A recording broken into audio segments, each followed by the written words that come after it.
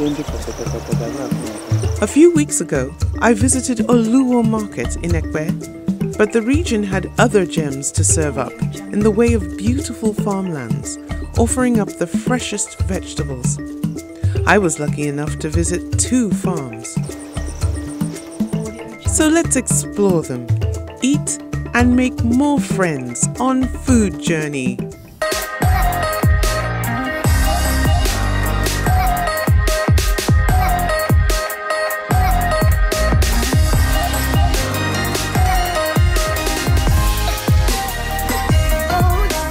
We're in Igbodu, Epe. Gotta love this town. This is my 2nd trip here. And I'm with Rosalind Oluyemi. Nice to see you. Thank you and welcome to my farm. Thank you. My farm is Tesporo Farm, Tesporo, Nigeria. Wow, that is a mouthful of a name. Why did you call it that? Well, you know I have triplets, so I named the farm after them. Esther, Paul and Ruth. Wow. So that's wonderful. I just love the peace out here. As soon as I stepped out of the van, I felt, calm. So, let's have a louk at what you've got here. I mean, This place is big. How many hectares are we talking about? We're talking of roughly 10 hectares. We have aubergine. Yes. I think they call this Black Beauty. Yeah, or eggplants. Eggplants, yes. That's right. It's the purple one. They're just coming up. These are beautiful. Yes. I love farming myself, but mine, of course, isn't on this scale. I just farmed in my backyard. And you've got corn over here. Yes, this is sweet corn. We have to go and take a walk in the cornfield. Okay.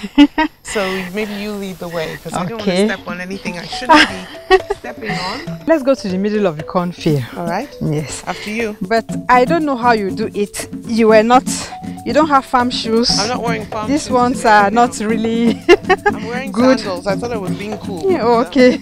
So we're bang smack in the middle of the cornfield. Yeah. One of the things I noticed is that you have these pipes running along the ground. Okay, these are drips. It's part of the irrigational process.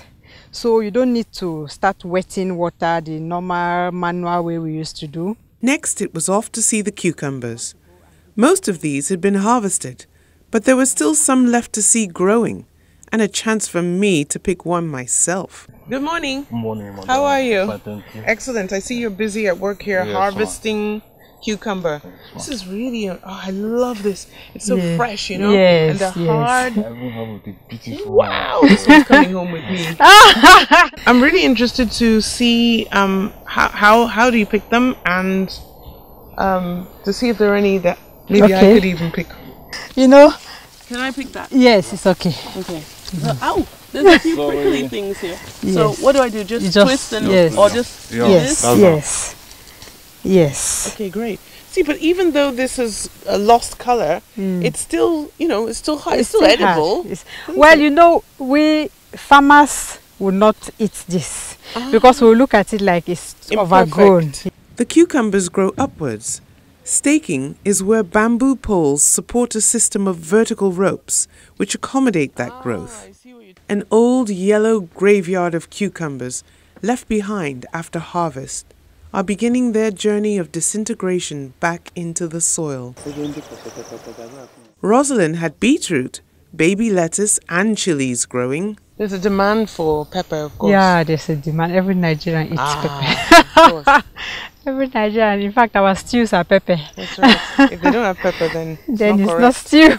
I walked among the plantain and banana plantation, listening to the gentle rustle of the leaves and watching the kites stalk their prey. It was a lovely connection with nature and the earth. We ended up in a row of okra plant to end our tour. So I know this is okra. Yes, it's okra. It's got a beautiful flower growing there. Yes, it is. Can I pick that flower? You can. I've always wondered whether they smell, because they look like roses. Okay, they actually look like roses. It doesn't smell like a rose, it smells like okra. Yeah, it's okra, obviously, to smell like okra.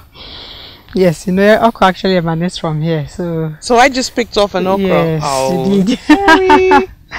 Sorry. You did. But I love this. I'm going to keep this. Look. Okay. In my hair. That's beautiful. I want to thank you so much for having us here today. You're welcome. Seeing all your wonderful produce. We saw okra, we saw lettuce, peppers, corn, Yes. aubergine, bananas, plantain.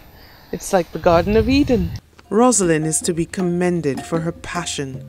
She's genuinely proud of her expanding farm, and so was I. She isn't afraid of putting her hands to a hard day's work either. Thank you for coming. Pleasure, You're pleasure. welcome. What a cool farm, small and manageable, with a lovely variety of produce, which Rosalind supplies to market. I left with a few treats myself, and now had a reason to cook with the freshest food and to visit again. Next, it was off to Best Food Farms, a big stone's throw away from Rosalind's. This is a much larger farm, which supplies big supermarket chains. Never been in a proper greenhouse before, so this was going to be a treat. Hat donned, we were on our way.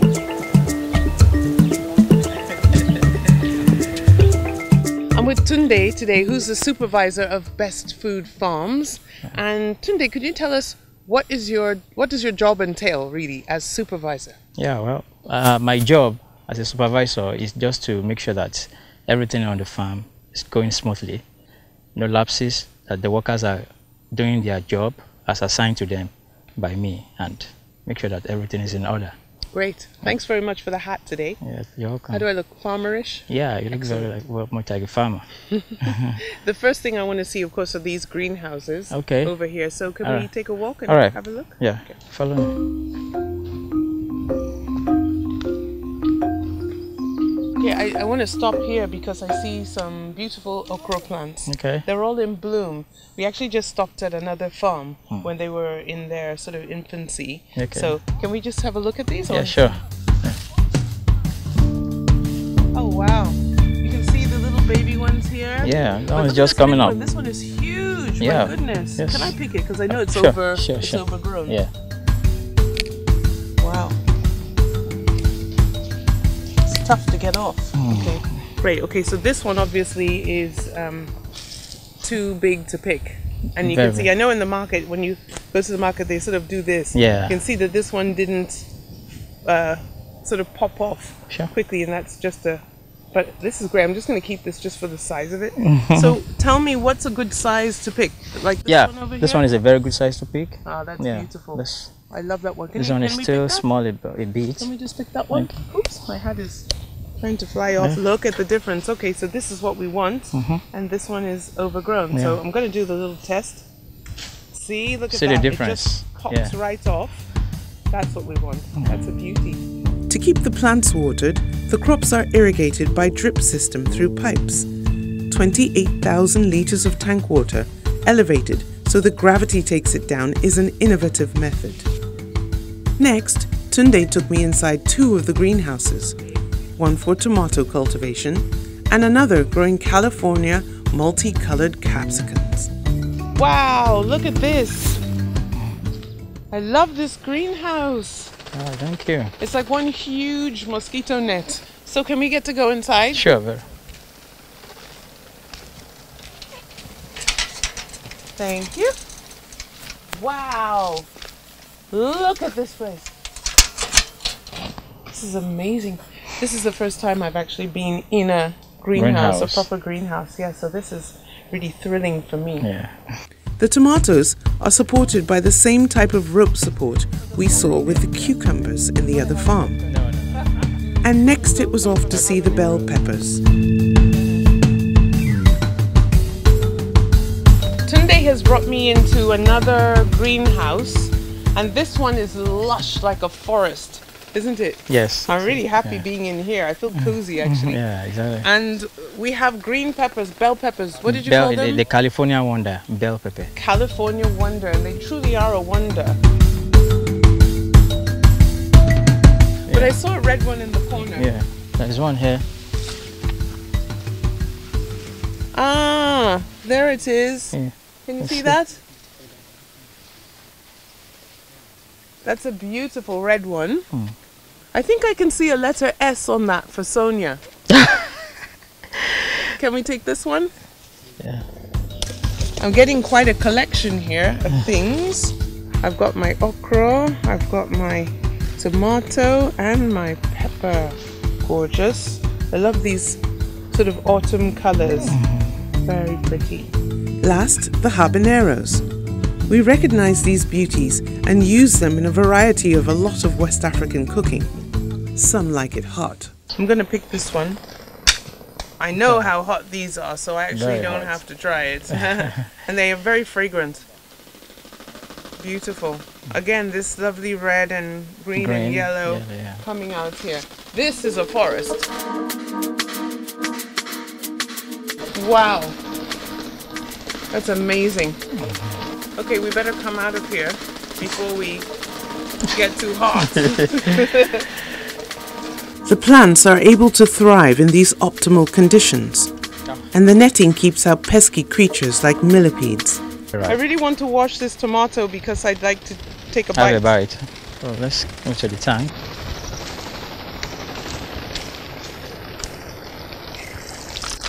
Lovely. Okay, now it can't get any fresher than this. This is straight off the vine. Exactly. So big bite. So juicy. Look at how juicy that is. Yeah. This is so delicious. I'm actually going to eat the whole thing. I will not bite the habanero. Why not? Just have a bite. Are you daring me? Okay. Okay. You just want to see my mouth burn, Oh, don't wow. you? Okay. Wow. The smell is incredible. Smell this. It's hot. So hot. It's hot. It's hot. Very hot. Very hot. In fact, Ah. I need another bite of it. It's really cooled it off. Can I also have a bite of this? Should I? Yeah. Since we're biting everything. I will. Now, I'm expecting this one to be sweet. Yeah, it's sweet. A little Very, sweet. very sweet. Where should I bite? Okay, here. Very sweet. I love it. Yeah. It's almost as nice as eating an apple. Yeah. Same as apple. You know, if I worked here, I'll be in there. You'll be looking for me, and I'll be in the California. Tomato. I'll be in California. Yeah. Delicious. Thank you so much. You're My hand's a welcome. bit wet, but thanks. That's an iron grip you've got there. My goodness. Farmer's handshake. That's a farmer's handshake. Yeah. My handshake is a city handshake. City handshake, yeah. I'm a city slicker. Thanks very much today. You're welcome. Cheers. Back in the kitchen, I was ready to showcase some of the wonderful produce I'd come across so far this season. A variety of fresh vegetables, and of course, the great smoked fish. Today I'm using some of the ingredients that have inspired me from my market visit to Epe. I'm going to create something really delicious for you today.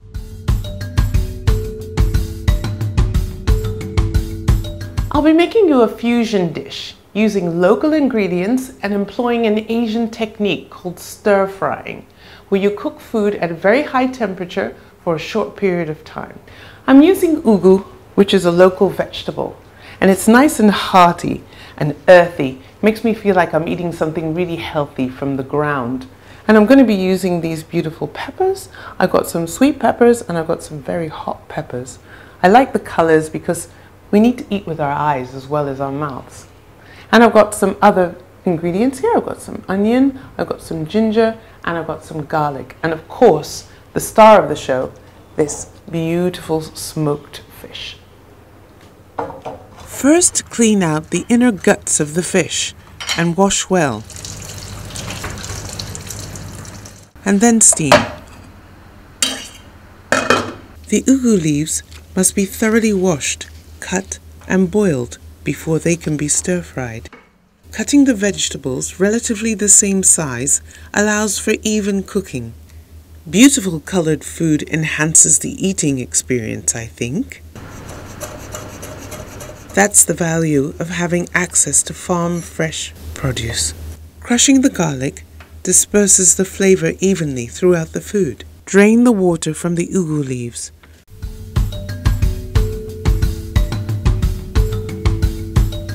Squeeze out the liquid. And chop the leaves into slivers. It's time to stir fry. So I'm going to put my wok on the fire. It's up really high. I've got to get this really hot for it to be a stir fry. The fish has been picked from the bone and it's now pliable. Let's have a taste. Nice and tender. I'm ready to start. When this gets really hot, I'll know because it'll start smoking. It's smoking hot now, so in go the onions. I'm going to shift these around in the pan. Don't worry about the splatter, it won't hurt you.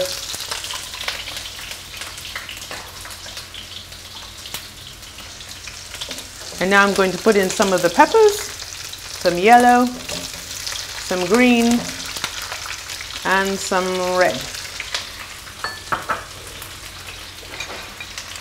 Putting in some garlic, a big dollop of it. So I've put in the garlic, I've put in the onion, I've put in the peppers, and I'm just moving them around in the pan. Remember, the middle part of the pan is the hottest and the side is cooler. So if you want to rest your food while you're cooking it, you just push it to the side like this. If you want it all hot at the same time, push it back to the middle. Now I'm going to add the heat, the ginger and the pepper. Not using all of it, just a bit. There we go. Stir that around a bit. We don't want these vegetables to become soggy. We want them to be nice and crisp. And now I'm going to add the star of the show, the fish. Not all of it, just a bit. This is just for one after all, me.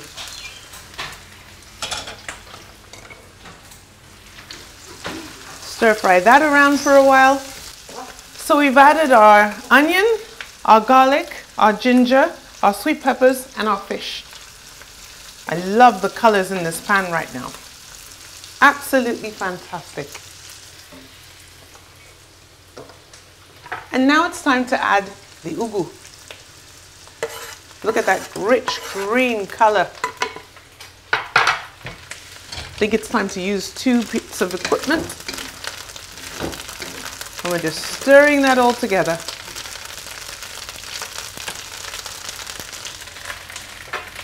I don't want it to dry out too much, so I'm adding a little bit of chicken stock. Just a touch.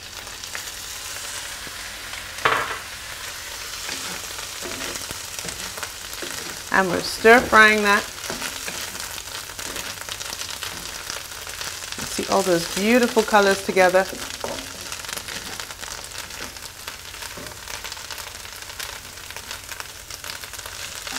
This is Asia meets West Africa. Fusion food. This is just about ready. I'll give it a second on its own and then decant into a dish. It's ready now. And I'm going to put this into a dish so I can eat it.